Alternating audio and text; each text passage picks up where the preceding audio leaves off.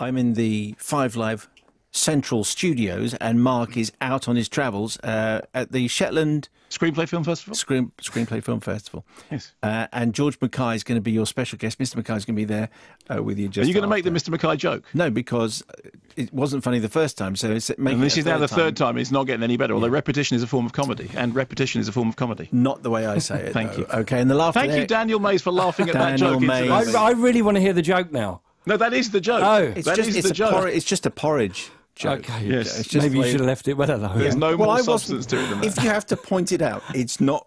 It was just an out of date reference to anyone who remembers porridge and the fact Ronnie Barker used to always go, "You're Mr. right, Mr. Mackay? Mackay." Mr. That Mackay? was it. To Fulton Mackay, great Fulton Mackay. Anyway, so that's it. So Let sorry me about just pick myself off the floor. Look, you have to understand that we have managed to string worse jokes than that out for longer than 10 years. So, you know, and it's worth mentioning Fulton Mackay. it is worth it. Yes, of course. Who is also so utterly brilliant in a wide range of things, way beyond porridge. Instantly, can I say that despite the fact that I'm really pleased to be in Shetland, and of course Bill Nighy, who's the star of Limehouse Golem, also is arriving in Shetland tomorrow. So we're doing a screening of Limehouse Golem here Saturday night. I actually do wish right now that I was there in studio, because I don't think that Daniel Mays and I have actually met in person, and I'm a huge fan, and I'm very disappointed I'm not actually sitting in the same studio with you. You're here in spirit, Mark. That's very kind of you. Thank you. What a lovely man. He's Can we make amazing. this like a weekly appointment? Is We that can. right? We could. So, what is it, Mark, that makes you a huge fan of Daniel Well, I tell you, Mays? Simon. I can pinpoint exactly Go the on. I can pinpoint exactly the moment that Is I it fell Dad's in- Army, No, exactly the moment that The I felt. Infiltrator, Stop talking for a second.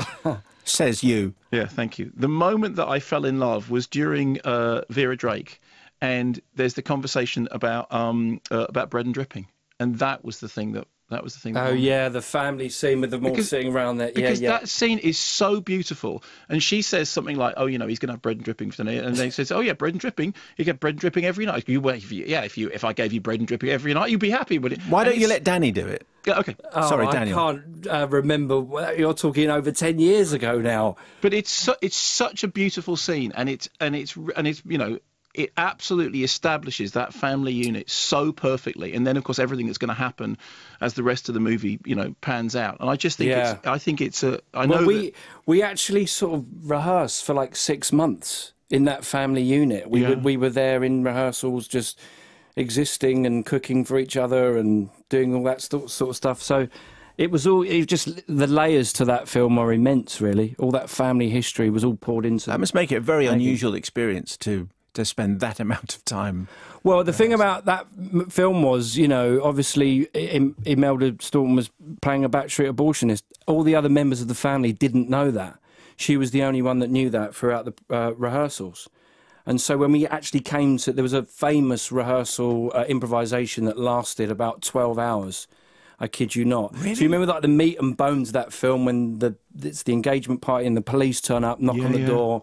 That was all in one improvisation, and Lasting 12 hours? Yeah, but there was like a mock police station over the other side of this huge hospital building where we were rehearsing. We didn't even know existed. So all the actors playing the police, Tom Ellis, Peter White, Helen Coker, they arrived in a different part of the building. We didn't even know it was there, and so they turned up. They dragged Imelda away.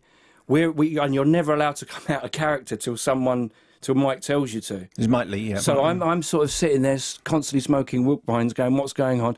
Phil Davis is like gone for another 3 hours. They have the police interview. He comes back, he sits us down, he goes, I've got something to tell you. What's that?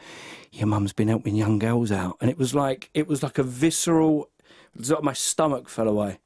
It was like a physical reaction to it. It is incredible that still, after all these years, after all these decades of critics attempting to write about how Mike Lee's process works and how that improvisation then leads to a script, you know, we've all attempted to explain it, but everyone I've ever spoken to who's done it says you really can't understand it unless you've actually been through it. It's not like the way anybody else makes films. It is a unique technique that he's achieved. The first time I got into character as Sid in Vera Drake, I was like 3 months old on a carpet with the family. I mean, I'm giving away probably his process and a few of his secrets, but so we said get into character, and you're 3 months old, and it was you kind of regressed that far back. You're 3 months old. Yeah, So it's like you were back at drama school. a little bit, and so you go through the ages, and So what you then became a baby? yeah, pretty much, yeah. On it was like on a carpet. It's called like a hand improvisation, where you are only allowed to. He's going to kill me now, isn't he? You're only allowed to connect with each other through your hands. Wow. Yeah. I have never heard anybody. It's like Pandora's box. I've opened it, haven't I? So that's fantastic. And you'd worked with him before for All or Nothing. I made a movie called All or Nothing. This is 2002. So had you done anything like that before? No, it's a completely unique process to him. I mean, it was like it's an education all in itself. I mean, I feel blessed that I got a chance to make 2 films of him. I mean, All or Nothing was a year out of drama school. So you just kind of give yourself over to him, and without a shadow of a doubt, he's instilled in me the importance of finding the truth in the character, and he's just the best teacher. I wouldn't have the career that I've had without his input, without a shadow of a doubt. You may have heard this, but because I interviewed him for the Culture Show about Vera Drake, and he talked really glowingly about working with you and about how how great that. But that's, it's a brilliant performance, and it's a brilliant film, and Mike Lee is kind of in a league of his own. I don't imagine that happens with Michael Bay. No. There you go. With whom you have also worked. Well, I was Pilot 3. Pilot 3. You need matchsticks in your eyes so you don't blink. But it was classic Michael Bay on the end of a huge crane shouting through a megaphone. We were reenacting scenes from the Battle of Britain. There was Spitfires and hurricanes. I mean, it was like on a huge scale. It was an experience. Yeah. It's about this time that the PR for Limehouse Golem goes. Yeah. Would you mind mentioning Limehouse Golem? You know that film that we've arranged. Oh, that's Stephen Woolley on my mobile. Yeah, let's get to it. If you'd see, Steve Woolley's on his way to Shetland. So, all right, because everyone's there. Yeah, why aren't we there? Because Stephen Woolley is one of the producers of this film. Yes. So explain who you are and where you fit in the story of the Limehouse Golem. It's a very intricate, complicated plot in many ways. There's been it's a classic Gothic Victorian murder mystery tale, and there's been a sort of spate of gruesome murders in the district of Limehouse, very kind of Jack the Ripper-esque. Bill Nighy's character, John Kildare, is assigned to the case to track down the golem, as he's been entitled, and my character, George Flood, is his sort of sidekick, is the constable. He's very much like a sort of Sherlock Holmes and Watson relationship going on. And parallel to that storyline, there is Olivia Cook's character, Lizzie Cree, who's a former music hall star, and she's accused of poisoning her husband at the very beginning of the film. So these 2 storylines become interlinked, and it's really down to Kildare, the detective, to track down the golem and in turn save Lizzie from the noose. And it's a classic Victorian whodunit, and with all the trimmings. I've thoroughly enjoyed it when I saw it. All the trimmings also means all the killings and the slashings, because you would say it is like it's a slash fest, this film. It is. It's not gratuitous though. I think we don't hold on those scenes too long, but it's very inventive. It's brilliantly designed, and it's got an absolutely almighty twist at the end. Which we're not going to give away. Which obviously we're not going to give away. 15 certificate it has. So this comes from the book originally by Peter Ackroyd. Yes. Which is called Dan Leno and the Limehouse Golem. So obviously this has changed slightly. So explain who Dan Leno is and where he fits in this story. Dan Leno was a famous music hall performer. And so there are sort of 4 suspects that are in the British Library room. And they are Dan Leno, George Gissing, Karl Marx. Who's a novelist. Yeah. Who was a Marxist. Yeah. It was like a history lesson now. And John Cree, who is a kind of wannabe playwright. So we go through each of the suspects, and you kind of see them become the golem. So the whole film kind of works in flashback, and then it propels forward. It's quite an experience. And the script is by Jane Goldman, and it's directed by Juan Carlos Yes, Medina. it's an ingenious screenplay by Jane Goldman. It's she's done a tremendous job, because in actual fact the characters of Kildare and Flood, the police, are very much peripheral in the book. Yes, they are, yeah. And she's taken the brilliant decision to sort of thrust them front and centre, and they obviously are leading the investigation. And working with Bill Nye again, we were talking earlier about seeing you in Dad's Army, and we talked a lot about Dad's Army when it came out, you know, and enjoyed that. And so you are Private Walker to his Sergeant Wilson. So but you know, just to be back on I would imagine filming with him is just terrific fun anyway. But you had that background together. We did. Originally, the role of Kildare was meant for Alan Rickman. Yeah. Alan was involved in the sort of process of the scripts and everything. And, you know, so when Stephen came to me, Alan was in place. I was very excited about that. I'd never worked with Alan before. I'd met him a couple of times and loved his work. He was just a sort of absolute brilliant presence on screen. And obviously, he became ill and wasn't able to do it. And that's an awful, tragic loss for us all. But what an amazing actor to step into his shoes, Bill Nye. And of course, yes, we did Dad's Army, and we got on like an absolute house on fire. I mean, it was a sort of palpable sigh of relief when they said it was Bill, because I knew what I was going to get. I mean, not only is he, you know, one of the best actors around, he's technically gifted, he's the most prepared professional actor you're likely to work with. Although he says he does no research. He said he did no research. No, but he doesn't do any research, but my God, he works the lines on the scripts, you know, so he's totally prepared. But not only do you get absolute gold on screen when you're working with him, it's just the way he conducts himself off of it, you know, he's just a joy to be around. And I had all of that in Dad's Army. It's a great example, actually. It's not, you know, rocket science why Bill's got such a fantastic career and he's had such great longevity, is the fact that, you know, he just turns up and does the biz, you know, and we just had such a laugh together. And I think the ease that the characters have with each other and that rapport, that was definitely needed between the two actors to make it work. Let's play you a clip from the Limehouse Golem. Here is a scene which features the aforementioned Bill Nye as John Kildare and Daniel as George Flood. Anything more on Crete? Only that he was a manipulative ass who fancied himself as a white knight. I meant as relating to our case, the Golem. Remember him?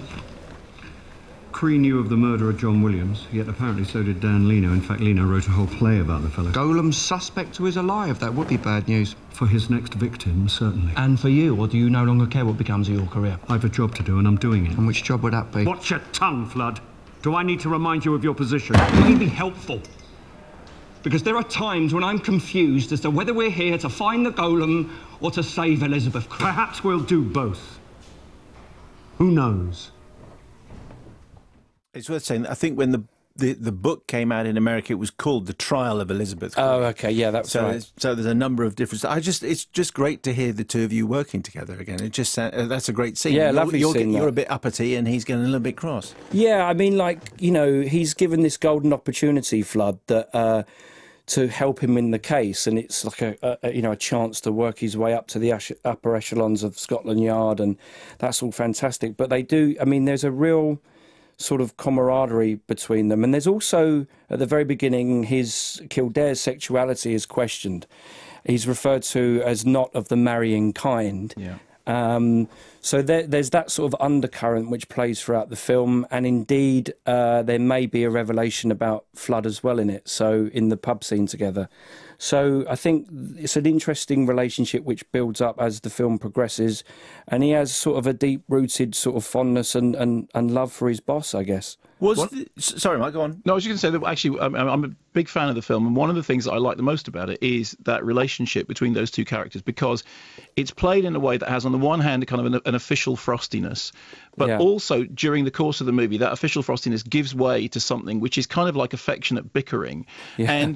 And because the movie itself, and Simon was saying earlier on, mentioning that it has grisly, gory killings in it. Yes, it does, but because the film swings between the sort of ghoulish gaiety of the music hall and the grim stench of the morgue, all the way through, you're vacillating between what's staged and what's real, what's imagined and what's actual. So even when you have those really grisly moments, for a start, you're distanced from them because they almost seem to be like theatre. The killer himself talks about his his work as theatre, and at the core of that is a relationship between Kildare and Flood, which is, there's a tragicomic side to it. There's also a kind of an affectionate side, and there's this frostiness between them. And that, I think that relationship between them is key to the film working as well as it does. And I also think it's key to Jane Goldman's script, managing to find a way into that very complicated text.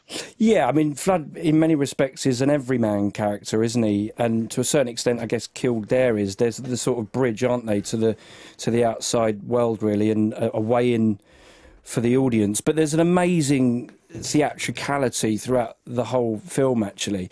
And Dan Leno says in it, played amazingly by Douglas Booth, says that we all wear pantomime masks. Again, that's a theme which runs through it. Yeah, Doug Booth gives an incredible performance, unlike anything you've seen him deliver before. And you've got the great Eddie Marzan in there as well. So a whole array of amazing talent on screen. And Flood himself says very early on, I'll wager there's a tale being told here. So you're kind of told that everything is to do with telling stories and reading diaries. And I do think that actually, that point that Simon's making about, yes, there is grisly gore, but it's all at one remove, because it's all to do with theatre. It's all to do with performance. It's all to do with being on stage. And you're a theatre man through and through, Danny. I do like to tread the boards. Yes. Is the music hall was the musical the way it's presented in this film? Was it actually as subversive as? Was it just Peter Ackroyd and Jay Collins just pulling out those threads? But it's a very subversive medium the way you've got it in your film. I think it's fairly accurate. I mean, as you know, he's like. Ackroyd's got a sort of forensic take on things, isn't he? And I don't think they've veered away from that. And I think that rings true in the film. Yeah. So if your thoughts and memories of the good old, the musical was just the good old days, the BBC TV series before your time. Yeah. Daniel, it's anything but that. This is a very raucous and riotous place. Well, I mean, anything goes by the look of it. Yeah. I mean. They were so popular, weren't they, music halls? It was the entertainment of the day, and, those places were absolutely packed to the rafters, and they just loved it.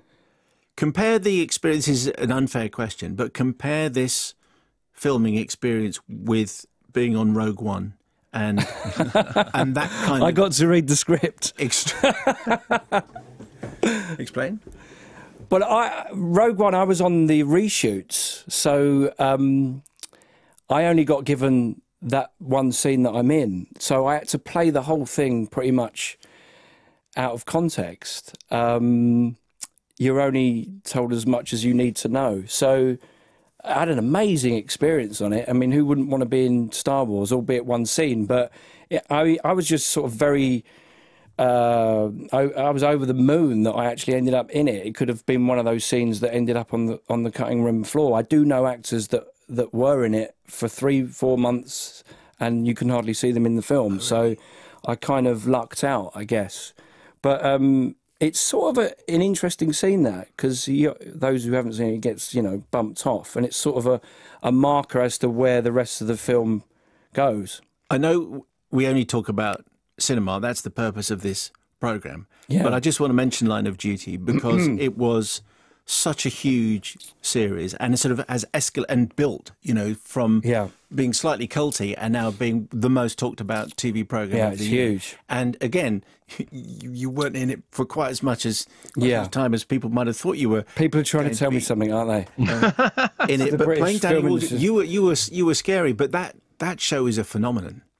Yeah, it was probably the best part I'd read and been offered, really, in terms of the writing. And even though it was one episode, so much was packed in. And of course, Line of Duty is famed for its interrogation scenes. So when I read it, it was just like absolute gold. And I mean, I had to go in and audition, but I was a huge fan of the first 2 series as well. So I desperately wanted to get it. It was, and I just had the best time on it. But I was, ready and willing and able to sort of just hit the ground running with it. I just recognised it was an amazing gift of a role, and that sort of writing doesn't really... I mean, Jed Mercurio is just a standout writer, and those sort of things don't come along very often. What are we going to see you in next? I have done a lot of serious stuff, so I actually went on and shot a comedy with Rob Brydon. It's called Swimming with Men, and it's about a male synchronised swimming team. And it's loosely based on a true story, a documentary, a Swedish documentary, and they're all going through midlife crisis, and they form a synchronised swimming team and enter the unofficial World Championships. Is this a TV series or is it? No, it's a movie. Yeah, so we've got Jim Carter in there, Thomas Turgoose, Adil Akhtar, and Rupert Graves. So we had a great time on that. Yeah, it's a sort of, we're selling it as sort of full Monty in trunks. Mark, I'll give you 20 seconds to entice Daniel to come to Shetland next year. Yeah, Daniel, please come to Shetland next year. I mean, it's a fabulous festival. You'll have a lovely time, and we would love to welcome you here. Look, he sold it already. That's perfect. I'm there, Mark. You've got to buy the ticket, though. OK, we'll sort it. And you've got George Mackay with you the next hour, haven't you? We have. You'll be hearing from him. And have you actually... Yeah, send him my love. I worked with him in The Caretaker at the Old Vic. So he's a tremendous talent. He sends you his love too. All right, more with George and Mark in the next hour. Daniel Mace, thank you very much indeed for coming in. Appreciate that. Thank you very much indeed. And the Limehouse Golem opens today.